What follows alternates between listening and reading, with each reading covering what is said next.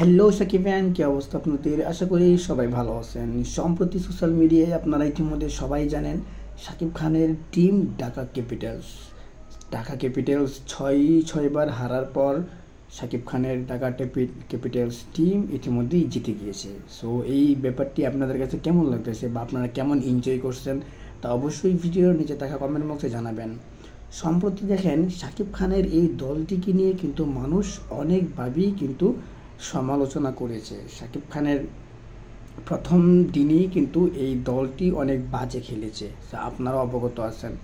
তো সাকিব খান কিন্তু অনেক আশা নিয়ে ফার্স্ট যেদিন খেলা শুরু হয়েছিল বিপিএল, তো সেদিন কিন্তু সাকিব খান সেই স্টেডিয়ামে উপস্থিত ছিলেন এবং উপস্থিত থাকাকালীন তিনি খেলাটি সম্পূর্ণ দেখেছেন।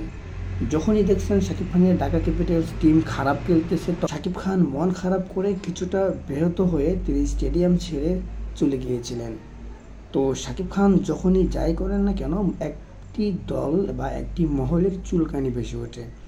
তো ইতিমধ্যেই যাই হোক, এত কথা বলতে চাই না। আপনারা সবাই খেলা দেখেছেন এবং বিপিএল শুরু থেকে এই পর্যন্ত আপনারা সবগুলি খেলা দেখেছেন সাকিব খানের ঢাকা ক্যাপিটালসের।